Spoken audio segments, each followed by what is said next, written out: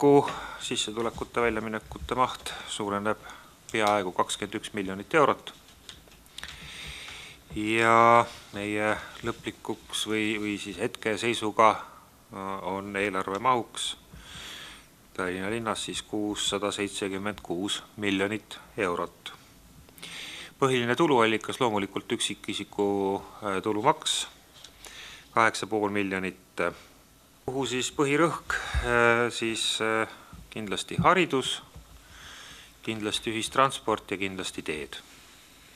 Ma arvan, et oma haridusest on kõige märkimisväärsem see, et Tallinn otsustas siis, et alates selle aasta sügisest ka gümnaasiumi õpilased saavad tasuta toitlustuse.